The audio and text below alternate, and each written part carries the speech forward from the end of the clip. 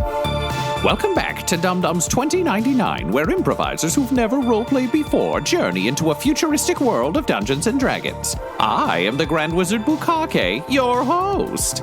Alan, trapped in the future, has joined forces with Declan and Honor System on their quest to find the prodigals. But who betrayed the details of their dead drop? Will they survive this ambush by the regulators? And if Alan dies in the future, what the hell happens in the past? Find out next on Dums and Dragons 2099. Okay, unleash friendship! And you hear a horrific blast and whine, and you can see a pod of micro rockets flying at the building behind you. I'm going to yell, fucking run! Honor System, since you're already out in the open, you're in the clear, but Alan and Declan, I'm going to need you to please roll me a save using evasion, and you have to beat a 12. 14. 7. Alan, you launch off magic missiles. You hear friendship and you remember how unpleasant that was in your universe, so you just fucking book it. But Declan, you were still down your scope, so you're flat-footed as you run. The building erupts, sort of a shower of concrete and glass. You will take 4 points of damage from like falling debris and blast radius, and you are thrown out into the square. Burp and Sherbert will like fly after you and start like trying to tug you. You can hear the building that you were just in start to crumble and fall. I want to go collect Declan if he needs any kind of assistance. So you rush out to get Declan? Yeah. They'll get 2 shots of opportunity on you. One will hit. So that's 6 points of damage. I'm actually going to use a special skill. I'm going to be basically running at you and have that cool samurai thing happen where I push my thumb up on the hilt of the blade so it's like part drawn and ready to go. Mm-hmm. And this is pure bullshit flavor, but as that first bullet comes whizzing by, my entire visor goes red and I draw my blade for the first time and Legion cuts the bullet. I have a skill that says once per scene as an instant, negate a successful attack roll against me. And Yep. I would like to do that. Just full ride. Commandant Pim Pim goes, the fuck was that?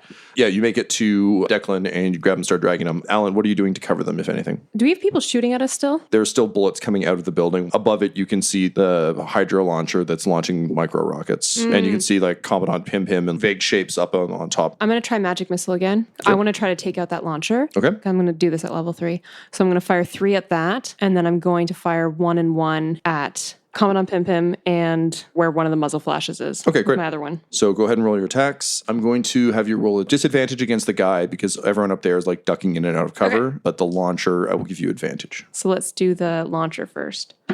16 to hit. Pim Pim is 21. Then that other muzzle flare is 9. So nothing on the other muzzle flare, which makes sense because they're ducking and weaving. You'll hit Pim Pim in the launcher, so roll the launcher first, please. Okay. 15. Great. And Pim Pim, please. 6. Magic Missile hits Pim Pim. He does that thing that really beefy dudes can do where it takes it on the sit-down pot that he's wearing. Like it's a cool sci-fi pot, but like strong enough. But it's strong enough that you hear like a ping, and it bumps him against the launcher, and he's like, is that the best you've got? And then your magic missiles hit the launcher, and the launcher explodes, incinerating him. With the explosion and distraction, on our system, you're able to pull Declan to safety. Declan, you're a little fucked up, but you can still walk. It's the Laura Dern in Jurassic Park limpy run, but you can limpy run. Run. But hug first, and then run. Quick question just about reloading, because we're in a world of guns that have to reload. The way we're going to play reloads, this is a homebrew rule that I read online that I really like. For this, every time you fire based on your magazine size, I'm going to get you to roll a dice. If you roll a 1 on that dice, then you need to spend an action reloading. So for your sniper rifle, roll a d4. If you roll a 1, you've got to reload. Otherwise, you're just cranking the shot out. When it comes to my sniper rifle, Frederick, they don't all have to be women. Equality. Is it like a laser weapon? Is it a classic slug rifle? Like what's the... what would you like it to be? I would like a combo weapon if we want to go with it. I think it should be a quick blast of like a very fine laser shot that's just there to try to singe through any armor or cause a weak point, and then it's followed up with a hard slug. Sure. Yeah. I'll allow it. So you still have slugs. So it's still slugs. Yeah. It's got that kind of load. It's silenced and all and that shit. If it was lasers, it would still be pop a new energy cell in. Yeah, absolutely. Yeah. So going forward, anytime you shoot, please roll me a d4. That makes perfect sense. So as we're running into the building, I'm just going to be like, oh, Frederick, you handsome bastard. We got 2 of them. And I'm limping along. I roll a 4, so great. I don't So need you're to good. reload. System, where the fuck do we go? You see one of those large white delivery vans on hover skids. It's clearly for like a very fancy looking goblin bakery. And guy with like kind of long hair peeks out of the window. He's like, come on, get in. Ranger. That's right. It's me, Ranger. And I look to the other two and say, get in. I sling my rifle over my back, draw the pistol, and then I'm in the back of the van. I just dive in after him. Alan, you are shocked to see Ranger driving this vehicle. He's got long hair, but he's actually like remarkably clean cut. And he's got like horn-rimmed reading glasses. He seems to be wearing a suit. Automatically, I say, Ranger, Yes, what are you that's doing me. here? I'm Ranger. And he floors it. And I just kind of like, oh, right. Great. So he takes off at a clip. As he drives, he explains that the ex-Japan site has been compromised. And as a result, House Typhus and House Ventus sent regulators in to attempt to break up the deal. Good news is you took out one of Ventus's vice chairmen, who's kind of known for his skill in combat, but not for blocking bullets with his head. So you managed to escape, which is great, and you struck a minor victory despite the losses. Okay. He kind of like takes you down through like a variety of back alleys. We got to take you to see the boss. We got to go see Falstaff. I'm sitting there with like shrapnel injuries and a rifle, and I'm like, the boss has a medic, right? Because otherwise, I think we should maybe stop off on the fucking way. He says, if she's as important as you say she is, then we need to get her back now. I don't like this fucking Ranger guy. Alan, you've had some medical training in past. Do you want to attempt to choose wounds? Because I've treated physical wounds Sure before. I'm going to give you the heal skill at +1. Cool. Go ahead and roll that check. And I'm going to whisper through my comm link to honor system. Stay close to the front. Keep an eye on where we're going. These people could fuck us over just as easy as the regulators. I think I'll say for your communications, you've got that Metal Gear subocular thing where as long as you're kind of like speaking them like this, it goes through. Yeah. That was what I was doing. For like RP purposes, do it at full volume, but we'll just know that these aren't like you guys just saying it out loud. He's like, I can hear you. Honor system will use his thumb to just nudge that blade up, so it's just that much easier to draw. All right. Healing 5. I yelled, fucking ass! Yeah, you poke around a bit, but this is beyond. This is unfamiliar territory. Yeah. So unfortunately, you are unable to regain any HP from that. Seriously? We better get fucking paid for this. The bakery truck eventually pulls up next to a very swanky looking sci-fi club where there's like holograms, sexy dancing outside. It's a happening joint called the Right Side Up Top Hat. And you hop out and I just want to be clear, Tom. Everything you're doing is the perfect amount of bad. thanks, baby. That's what I'm here for. You're led up to the door. There's like 2 big hulking orc bouncers who look you up and down. One of them turns to the other one. She's like, oh, this one looks pretty rough. Yeah, I've had better days, but at the same time, look how handsome this one is. And I just point at honor system. And honor system has torn his white pantsuit top off and is just wiping down his chassis that's covered in blood and gore. She laughs and says, hey, you guys are all right. Have a couple on me. And she slips you 2 drink chips. Thank you very much, new friend. You're brought in and brought over to a booth, kind of Han Solo and Chewie in A New Hope style. And Ranger is like, yeah, Mr. Falstaff will be with you soon. Just hang tight. And so he fucks off. And think of him a little bit in terms of what he looks like in this world as Fisk's sidekick in like season 1 of Daredevil. Yes. Like he's just like a very efficient, Vaguely smarmy businessman. Who happens to be Ranger. So he's still got like the long, luxurious hair. You're pretty sure he's got a twist knot in So him. he's sort of Miami Vice Ranger. Yes, yeah, 100%. Yeah. He goes over to the bartender and kind of points to you guys. And a couple minutes later, a halfling comes over with some bandages and just kind of like very quietly slaps like a medi patch on your leg and says, hope this makes you feel better. Compliments of the house. And you will regain 4 HP. Oh, that feels a whole world of better, friend. Here, this one's for you. I give him the drink chip. Thank you very much, sir. Don't mind if I do. Just the tooth thing where he like bites and he's like, haha, yeah, it's just a little halfling humor. All right, thank you. He fucks off. You get the sense that this patch is much more effective than it really had any right to be, and that maybe Alan's work laid the groundwork. As Laura shrugs smarmily. As we sit there, as we're waiting, I realize tying the link between maybe the magic actually works and I'm just an asshole and this med patch, because I want to continue Alan's sort of like education and survival, because the one thing I've learned is if you're a good guy who doesn't know much, you just get fucked over constantly in these places. Yeah. So you got the pistol. Obviously, things went super shit over there, so that's why you don't want to get pinned down by the regulators. Now, these people seem friendly. We got to admit, gave us med pack. They set everything up. They seem cool with us when we're here. They could still fuck us over at any moment. So the rule of the bar is, as you look around, you want to be able to see both of people's hands. Anybody, if you can't see a hand, could be a gun. You got to assume it is from a tactical perspective. From a nice perspective, don't be like, freeze, motherfucker, and pull your gun. But paranoid about hands is a good thing. Okay. You got to look out for Okay. number one. Number one is you. In this case, was number gonna one ask. is also us. But if you really want to learn the lesson, you got to realize we might fuck you over at some point. And that sounds confusing because it is. And that's the world. To be honest, I might fuck you over too. It would seem that she has learned well from Master Xanthus. Bourbon Sherbert, I think you're right. With that declaration of like, honestly, I might screw you over, Honor System would chime in and just be like, I like her. So I think we can agree. We both don't want to kill her, am I right? And I hold up a fist for a fist bump. And I tap that. Having somewhat cemented your bonds of friendship-ish, Bonds of honesty. Ranger comes back over and he's like, Mr. Falstaff, I'll see you now. He gestures towards a back room. We'll stand up and go, I guess. So he leads you back through the club past a variety of people like dancing to a weird Skrillex remix of Teenage Dirtbag. And he's like, I picked this one. Then eventually leads you down a back hallway to an office. There's like 2 guards at the door. Ranger kind of nods to them and he's like, these 3 are all right. He opens the door and you step into the office. Inside the office, there's sort of a large, massive desk, giant wingback chair. And sitting in the chair is a thin, elvish man with a tiny pencil mustache. And he throws up his hands and he says, oh, welcome, welcome. So glad you were all able to make it. Please take a seat. My name is Fiddlesworth. I just whisper, don't trust him. And then I sub-vocalize to Honor System. I'm like, she's really getting it, you know? A broken telephone with technology. Yeah. I say to Honor System, I'm like, just don't talk for the first bit. No matter how much you want to, I'd like you to just stay quiet for like 90 seconds. 89. 88. 87.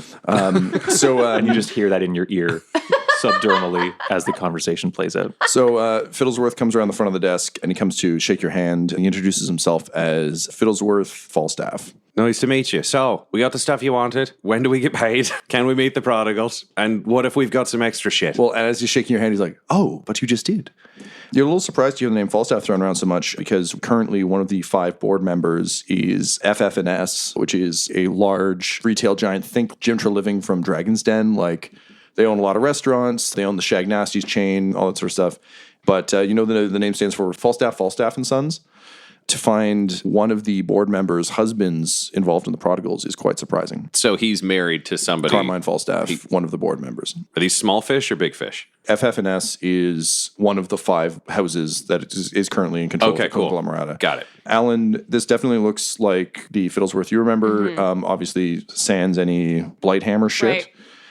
Fiddlesworth explains to you that the right side up top hat is one of the off-the-books ownings and holdings of FF&S, and that he and his husband have been quietly financing the prodigals for quite some time. He thanks you for delivering the access codes. Any inside personnel data on Typhus is good as gold, because in a world controlled by, for lack of better analogy, like tons of personal data, having those records can allow infiltrators, all sorts of shit. He hands you a black data card that's sort of blacklist credits. Think about it almost as like a cycling phone number, like they pull from different accounts, so they're vaguely untraceable, for 10,000 credits for the successful delivery of the gear. Then he turns to Honor System and he says, now, I believe you said there was something else. 23. So, 22. Wanted to talk to you. Honor System's going to stay a little quiet for a second. We heard you have an interest in magic. Is this true? His eyes kind of widen and he says, oh, yes. Why do you have an interest in magic? Well, our world is dying. Can't you see? All around us, greater technology, worse environments. The people are doing worse and worse. Typhus continues to seize more and more of the world. Ever since magic went, our world has been in decline. Our goal should be to return magic to its proper place, not to snuff it out and use it to power our machines. Have you ever wondered where the mages went? I have abstractly, but I've sort of been dealing with more immediate concerns. So, let's say we were to know someone who could use magic. Would you want an introduction? Are you trying to buy a kidnapping? Do you want us to, I don't know, kill him so you can chop them open and see what their insides? Not at all. Okay. No, in the name of Moonhammer, keep them safe. We need them. Any mage who hasn't been sent to the stack is necessary to bring magic back into this world. So what's the stack then? Surely one of you must know. And he goes over and opens a drawer and pulls out like a double-barreled laser shotgun. And he's like, what power is this? Quantum energy. Where do you think that quantum energy comes from? 3, 2, 1. And Honor System says almost all quantum energy is traced back to the great loss. I sub-vocalize. Don't tell him that she can use magic, okay? We're going to figure out that. That's the one secret we need to keep secret. And then we continue. Like, Sure. We've been doing this for so long that we will have full conversations while talking to somebody absolutely. else. I'm sure it's like making full eye contact, being like, oh, yeah, no, that is an interesting public argument. You got to kill him. Man, It's like when I used to work on a prank show in real life, and I would have an earpiece in telling me where to stand and throwing additional things to say in conversation, and I never got caught. And Alan, what are you doing during this? It's okay if you're just like listening. Yeah, no, intently. I'm just kind of laser focused on every single word. I tweaked at Moonhammer. Falstaff goes and pulls out a tome. It's like an old like paper book. You guys, you don't see many of these. They kind of slams it down on the table and flips it open, and Fiddlesworth Falstaff is like, quantum energy existed long before the Great Loss. Just at that point, we called it magic. It was wielded by talented individuals, mages who could weave and control the powers of the world. But when the gods were driven away, the magic went with them. And now only the very talented can pull those quantum energies out, and all of them are sent to the stack. That's what powers everything in our world. We're just slowly sucking what remaining energy is left in a dying planet. Just to be clear, and I like look at everyone in the room to make sure I'm following this. You're saying the people who still have magical abilities, we're using them as batteries to keep technology running? That's correct. Typhus can't possibly power the amount of things he has. He can't make the technological leaps he's making without some huge sacrifice. And that sacrifice is the quantum power of all the remaining mages. So if we find a mage, we bring him to you, you're going to use him as a battery? No. Our world cannot survive at the rate Typhus is consuming magical energies. We need to bring those energies back. We need to bring our gods back. And he pulls out a medallion around his neck that has the proper sigil of Moonhammer on it. And he kisses it and then puts it back down his shirt. So we bring you a mage, and then they become like a hero of the resistance kind of thing, and then we go and free all the other mages? I mean, we know so very little about it. We would have to talk to them and start to figure out if they are even capable of wielding magic, if they are capable of bringing it back. But more importantly, we need to keep them out of the hands of the regulators and the rest of the conglomerata. Do you have like a private room where we could talk for a minute? He like kind of looks around his office. There's like no other door, so he just kind of picks up his shotgun and says, yes, you can have 5 minutes, and he walks out.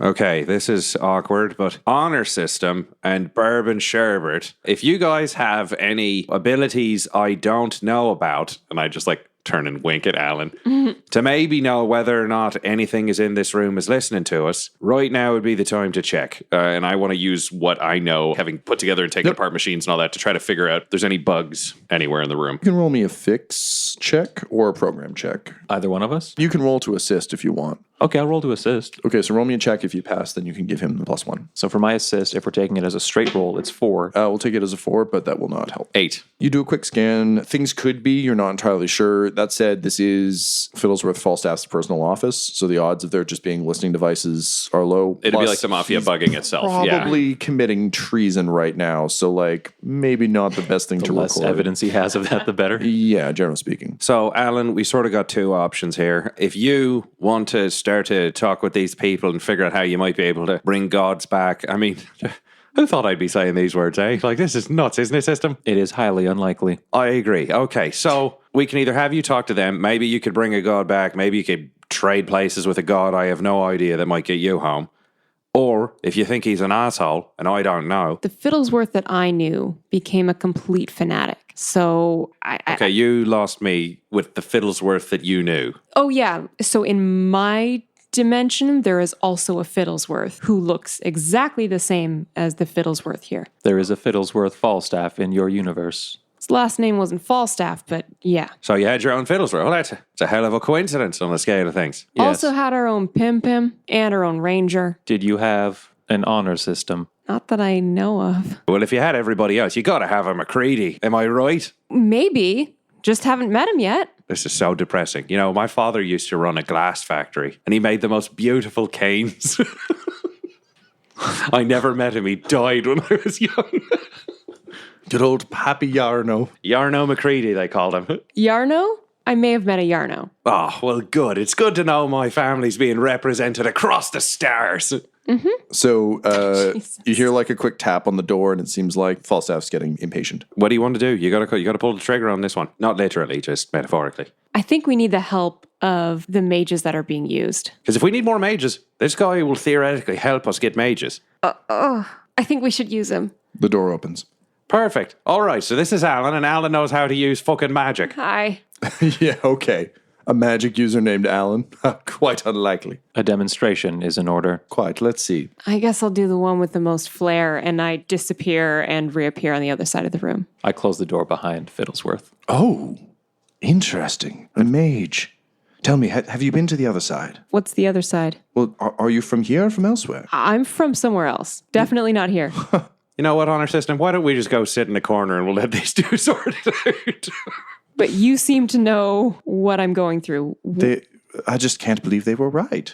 Who? Well, the rest of the prodigals. They all want to leave. But I knew that our saviors would come from afar. Tell me, have you seen the goddess? Is she still out there? Which goddess? Suddenly his expression becomes very familiar to you and he says, Moonhammer. I kind of swallow. Yes, I have. She survived. Of course she did. What about the others? What others? Well, the captain and the rest? The captain? Yes. What captain? Oh, I see. Okay. Well, at least Moonhammer survived. My family has prayed to her for generations, since before the Great Loss. Would you like to roll a check and get some more information? I Great. really would. Cool. So I'll let you use a D&D skill of your choosing. Will you do that? Team side party. Is there anything you want to be doing or trying to figure out or... Honor System would be listening intently to this conversation because this is all completely new to him and something that he's not familiar with and is probably somewhat fascinated by. I think I'd be splitting my focus a little bit. Declan instinctively mistrusts everybody, and the moment they're the least bit involved in a corporation, like if you think about it, oh, I need to hunt down the people who are trying to kill the corporations. What if I, a corporation, create a fake movement to lure in, I don't know, people who use magic and random rebels? And then if they're capable, I murder them. So I'm still ready for that, which means I'm probably lurking by the door vaguely threateningly. All right. Yeah, cool. Kind of hand on pistol, ready to either take out the door or take out Falstaff kind of thing. I think I want to do a religion check and see if anything that Fiddlesworth has told me lines up with anything I learned, because I read a lot and a lot of unusual texts. I don't know if you know, like I know Undercommon. There's a lot of stuff that I've read into. I didn't know that. That's fascinating. Oh, yeah. Okay, roll with advantage, please. Okay. That's 22. So you hadn't heard anything about Moonhammer prior to meeting Butthole Farch, nor really had anyone else in your world. So like his faith in Moonhammer seems familiar, but sort of that isn't giving you anything. You do have a couple pieces of information, though, that are kind of helpful for you. One is the concept of interdimensional shift. Even though it's never been proven, there have been theories about it sort of throughout time, particularly with regards to an old, ancient word-of-mouth prophecy about something called the Great Collide. Okay. Which seemed to imply something to do with dimensional shift. More importantly, about the idea that if multiple dimensions existed, gods could move between them, and that might cause chaos in a variety of ways. For instance, if you have a god of love and another god of love shows up, what happens? They kiss. Okay. So you're familiar with that theory of theology. The other theory, very little scholarly research comes out of the Underdark. But there are a couple of things that have been smuggled out. And apparently there was an unnamed philosopher, scientist in the Underdark who had some pretty broad ideas about how magic could be harnessed and the potential of twisting magic in more interesting and exotic ways.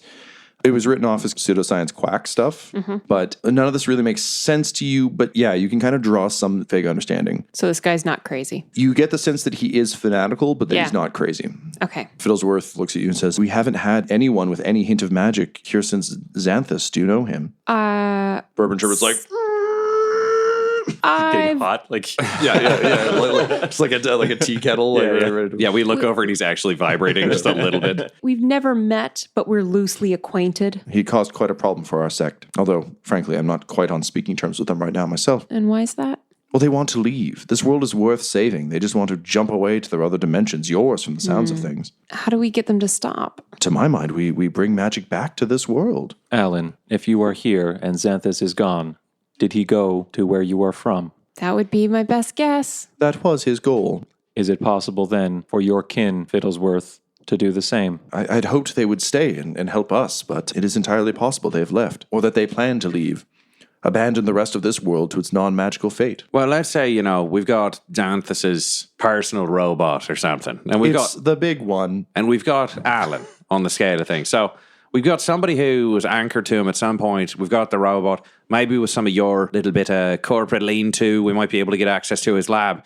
Do you think we could reverse the process, send Alan back, get Xanthus back? Maybe I just pop him 2 in the head. Then he's gone. We burn the research. Bingo, bango. Problem solved. I must say, I wouldn't be opposed to seeing Xanthus removed from this world or any other. But in order to do so, you would need not necessarily access to his lab. Xanthus, at least in his time with us, was more concerned with harnessing quantum energy and affecting other dimensions, sending through what he called port keys, objects he could use to anchor himself in other worlds, convince lesser minds to follow his cause. Damn, lesser minds. He tricked you.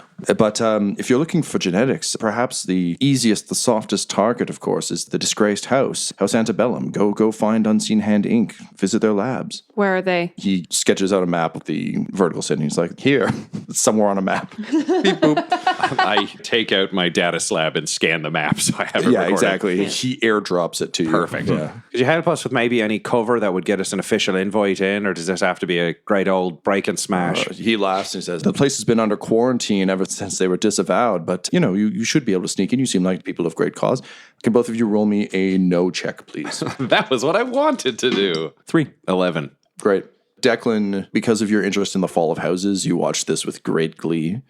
But House Antebellum was one of the upstart houses. It was basically a startup that just attempted to soar far higher than it could. You don't know the details, but a little bit like watching the Fire Festival without the documentary. You remember it was a train wreck, and it's one of the few houses that fucked up so colossally it was disavowed by the other houses. They specialized in genetics, and you know that their main corporation was called Unseen Hands, Inc. That being said, their facilities might still be out there. They'll likely be guarded in kind of like a crime scene do not enter way, but the house itself has collapsed. All right, that feels like it might be the next good move for us then. Absolutely. If you can obtain their genetic information from the lab, we'll be able to figure out A, how best to harness it, and B, if you truly are who you say you are from another dimension, we may be able to use your DNA sampling to mask the presence of people in our dimension, possibly of other mages. Us finding this for you is a pretty big bonus on the scale of things, so maybe financially there might be a little bonus for bringing this information along. He does that thing where he rolls his eyes, pats himself down until he finds it. He pulls out 3 more of those black cards and literally just throws them in your face and says, the fate of the world is on the line. If all you care about is credits, there's 30,000.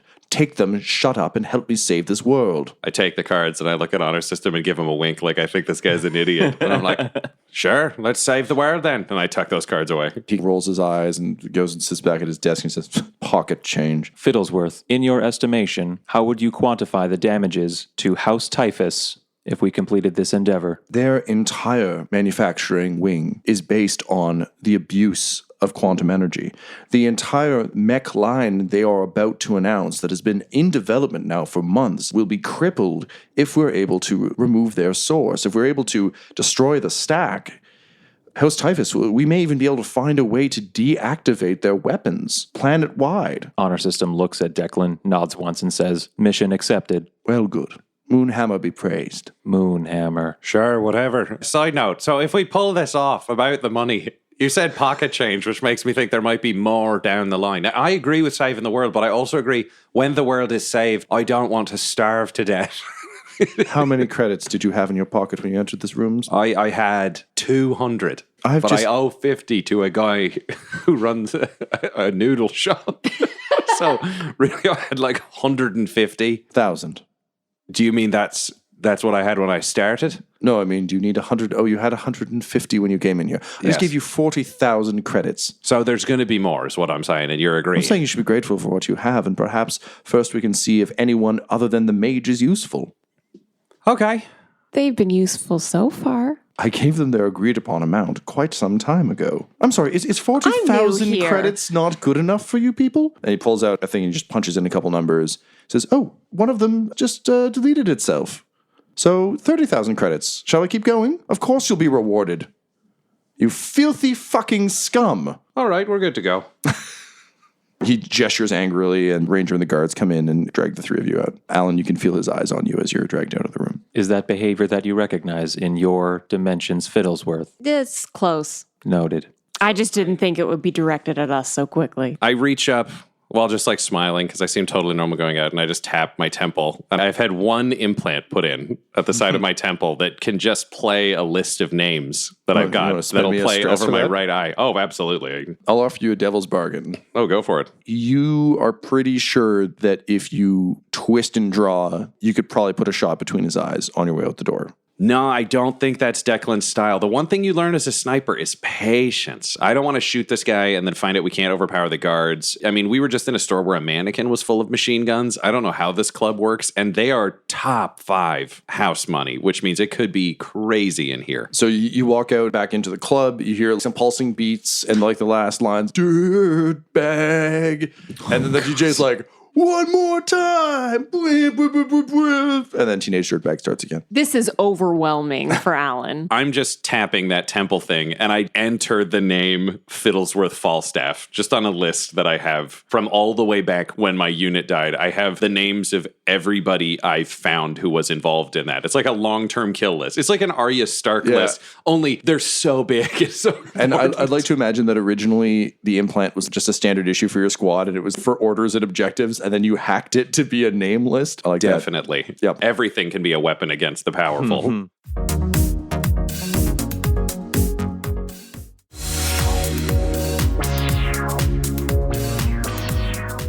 Okay, you're kind of brought back out into the club. You make your way down the road. I think you walk down the street and kind of pull into the scummy sci-fi equivalent of pub.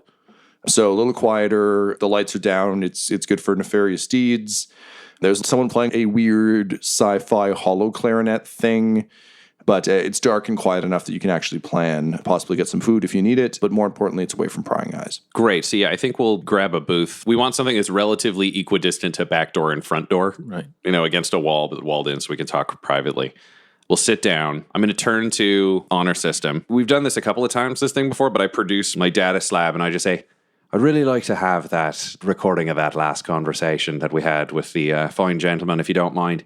After you copy it over, let's say scramble out Alan altogether, scramble out me, scramble out you, remove any mention of the prodigals.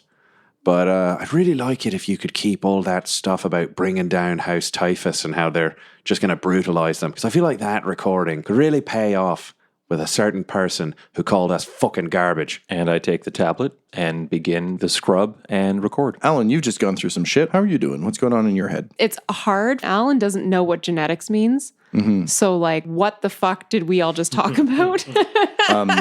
Bourbon Sherbet is observing you and then becomes eerily still and just says, "Pardon me, Mistress Allen, hold still, will you?" Do you choose to hold still? I'll hold still.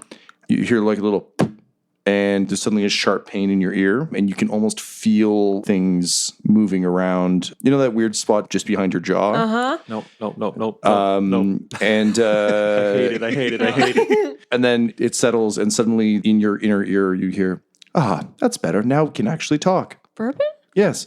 Although you no longer need speak out loud. You may see, and like if this was a TV show, the camera would turn to Declan and you can see his jaw moving and his throat moving, but he's not making any noise. Yeah, I'm like staring at the bar because everything about me is flawlessly casual as though I'm not having a conversation. You're like drinking a drink while doing it, but it's clear if you're looking at it that he's talking. So Bourbon Sherbet quickly explains that a lot of communication in this world is done subdermally. So basically if you mouth the words inside without actually speaking them out loud, but like mouth them, the sort of cochlear implant will pick them up as well as transmit back. So now you're able to both talk to them and more importantly, talk to Bourbon silently, should you so choose. And I mouth with my mouth closed. Can I choose who to talk to? Oh, yes, of course. How? Bourbon Sherbet runs you through a quick thing, but basically it's the equivalent of near field communication. So, you know, if we left Declan 3 floors down, you can't like connect with someone across the planet with it. But it's not a cell phone. yeah, it's not a cell phone. It's more like a walkie-talkie, but it's like a near field communication walkie-talkie, just so that units who are working together or like construction crews where everything's very loud can communicate with each other without being like,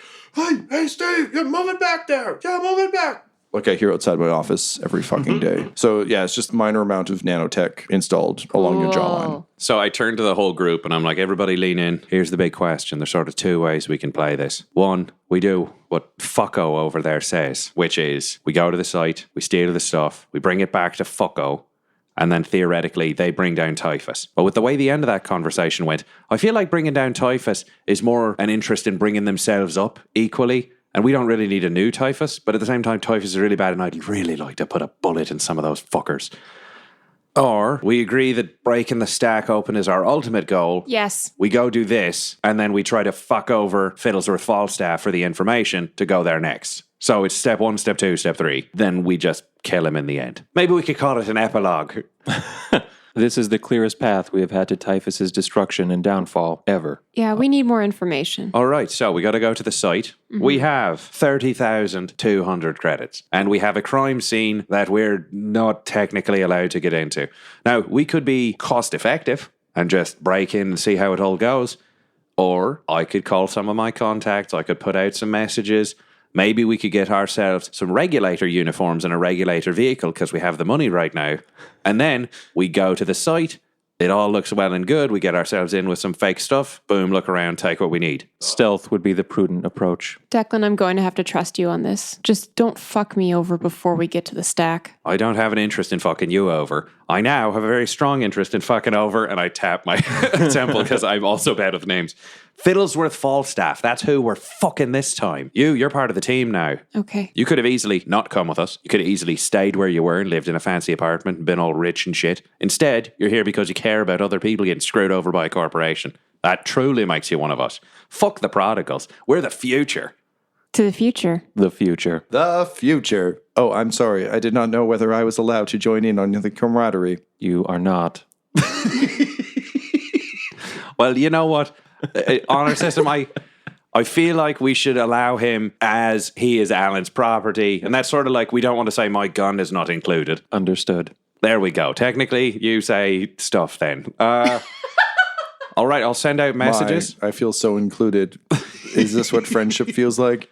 Xanthus was right. We're better alone. And then Bourbon Sherbet, the survival Rubert, goes over and just like hovers sadly near a drink and just kind of nudges it across the table trying to drink it, but like obviously can't. There's only so much you could fix in the world, you know? So I take my data slab and I just start kind of sending around some phishing messages to see where we could get some equipment. Can you roll me a connect check, please? That's a whole 3. But I have a power. Once per scene, you can re-roll a failed skill check, taking the new roll if better. That is correct. I'm going to use that. For those of you curious, that did total 3, I think. Yes, that was roll. 3 total. There was nothing else added there. 3 is my number, so back off. 8. You start sending out data calls and then you realize that maybe they're a little too militant, so you start to alter it. And then all of a sudden you see that it's very cleanly rewritten in a very engaging and vaguely attractive way, and it's showing up on better message boards. And you're very impressed with yourself, and then you look over and you see that Bourbon Sherbet, who rolled an 8 to assist, is giving you a boost by basically copy editing your work and like routing it to the right sites. So you get some results back. You can get... Well, fuck me. You can get 4 outfits for the 30,000, although the quality of them is not great. They might be a little murdery. How much is it for 3? It's a batch of 4. It's a Costco thing. Oh, yeah, that happens. You know, they picked up 4. It's really hard to sell It's one. really hard to sell one blood-soaked outfit, okay? Now, 4 blood-soaked outfits. Pretty good. I'm imagining we'll take the meeting. If they actually have what they say they have, Yes. we can make the call, clean them up, repair whatever friggin' armor's busted. Maybe we can make the other 3 a little more whole with whatever's left of the 4th one. That's actually a good point, yeah. Cool. So, Alan, you now for the first time have a subdermal implant. Is there anything you want to ask Bourbon Sherbet before we get underway with the rest of the scene? Because while they're busy checking things, honor system is probably the conduit through which a lot of these things are passing. Like, you're plugging them into him, and then he's kind of acting as the firewall who can decode. And Yeah, he's probably the best encryption system in the city. Because if he's an active AI, he can work faster than any computer and faster than a programmer. yeah. Can you roll me a D&D? What skill would you use? Where does Alan's curiosity live? More like an investigation Okay, cool. type of So thing. if you could roll me, please, a D&D investigation check. Sure. 14. All right. I will give you 3 questions for a 14. This is hard. You can have a minute while they figure out the outfits. Team outfit team. You take a meeting with Declan. You've used him a few times. He's how you got your rifle modified. He wasn't in your unit, but he was in a unit and definitely took his hits over the course of combat. He's a man you know only as Freddy. He wears a red and gray striped sweater, and one of his hands got blown off in the war, and he's replaced it with like a bunch of clever tools. God. He's kind of a weirdo, but he's damn good at finagling stuff and finding things that other people don't want. He does a lot of dumpster diving. He's got some pretty good contacts. So he's someone you're actually familiar with. And he's able to bring you the outfits. 2 of them are definitely people who were shot multiple times. Is he bringing them to the bar? Let's say for now that this bar is kind of your temporary base of operations. It's our local, that's why we feel so confident talking. Cool. What's it called? It might just be called artificial intelligence. That's great. Yeah, that's awesome. And who's the bartender, Tyler? The bartender is a cyborg. Actually, it's a cyborg. It's half orc, half robot, and his name is Car295 with a K, Kar 295. I'm imagining if this is our local one, then we can just do the deal in like a back room. That's like what- it's like, that- yeah, that's what take I mean. a couple steps. You see Freddie coming in, and he goes over and he's like clacking his tool hand against the bar. And Car295 is like, please don't ruin my bar. Perhaps there's somewhere better you could do that. Perhaps over there. And he looks with his giant cyborg eye and his organic eye. And Freddie's like, do we need to do this every time? It's like, yes, we do. It's kind of my thing. And Freddie's like, fine, I'll see you in your dreams. I'm kidding. I don't have that power. And he goes down the hallway, and he's got like a giant duffel bag over his arm.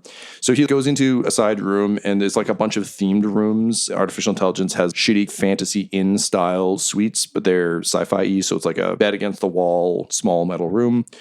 This one is done in floral print. It's really unnerving. So he comes in, he thumps the duffel bag down on the bed, and he greets you warmly, Declan. And he comes over and does an elaborate secret handshake with you. He has a mechanical hand. You're a robot. Blah, blah, blah. It's so fast, I've never been able to make it out. Yeah, exactly. Also, it would probably cut you up badly. And then he looks over at Alan. Oh, hi. And he takes off his little fedora and like tries to brush his hair back with his wrench hands. He's like, I didn't know we would have polite company. And he looks at you both angrily. And then he does a very adorably terrible, gallant bow to you and says, my name is Frederick. My friends call me Freddie. I'm a fixer, a man about town. And I don't believe I've had the pleasure. And I just do a small bow back to him. Said, Alan. And I followed up by saying, she killed 2 regulators earlier tonight. Subdermally, you all hear, oh, fuck, and I thought I was already in love. My God, she's the perfect woman. And then he looks up at all of you guiltily and ashamed. And Declan, you point out to Alan, his subdermal regulator's always been gently broken. So anything he thinks he's thinking or muttering gets broadcast to near field. So he opens the bag and he pulls out the uniforms. One of them is barely a uniform at this point. It looks like Swiss cheese. It's been shredded.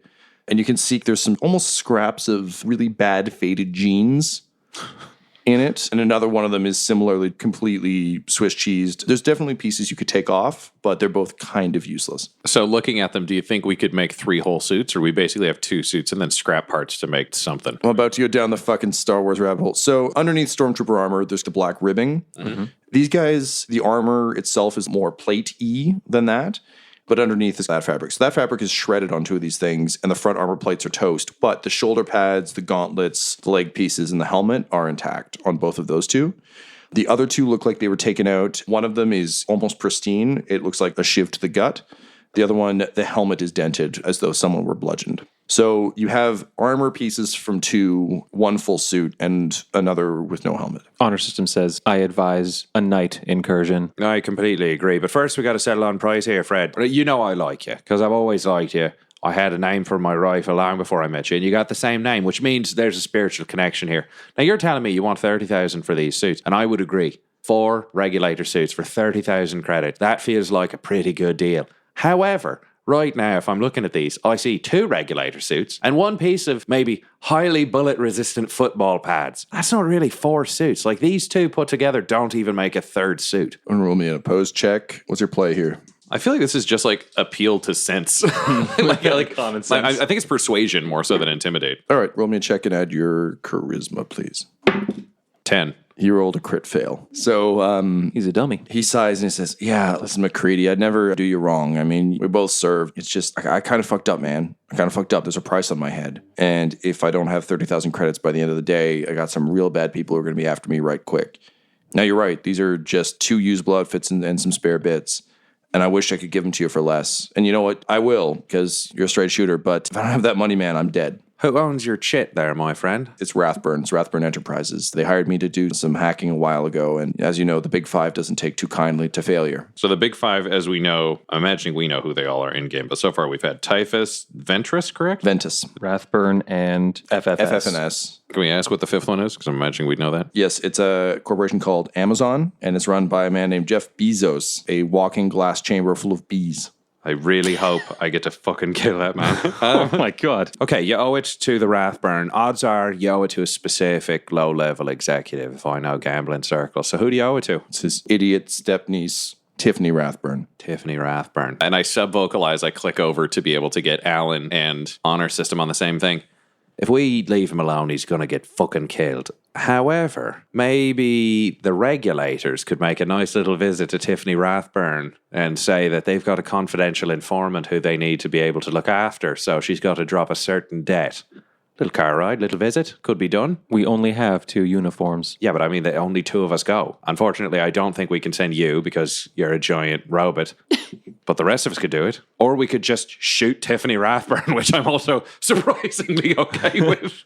I am concerned for your safety if we are too far apart. Also, shooting Tiffany Rathburn at this juncture would bring unnecessary attention to us. So do we just give him the 30,000? I would prefer it. However, if you wish to proceed with your gambit, I will wait in the car. Let's give him the 30,000 and we'll say he owes us a favor. Maybe we can call it in later on. Does that make sense? Trusting you. Yes. All right, there we go. Back into like regular conversation.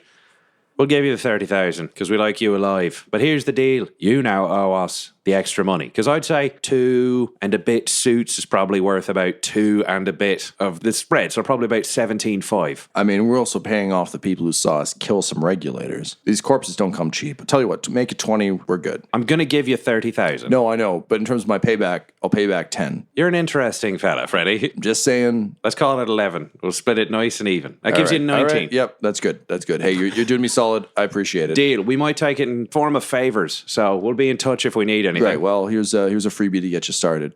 Freddie has the capability to upgrade one of something for the 3 of you. So you guys can determine what you want upgraded. He can tool up armor. He can improve a weapon. And if you want to reveal Alan's nature to him, he might have something for her because you know he's got weird shit that he can do. Well, that's interesting. I think Declan and Honor System, you have a bunch of people running around with implants that give them vaguely psionic powers, but barely.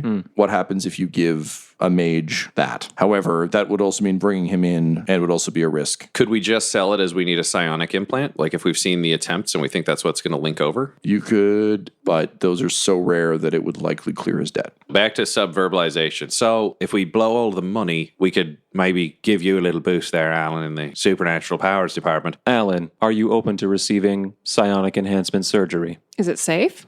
As safe as any other black market thing. I mean, you've got a gun, but that could explode at any moment. It's always a question mark. And magic does feel mushy. Here's what I'd say. I don't think Freddie would fuck you up on purpose.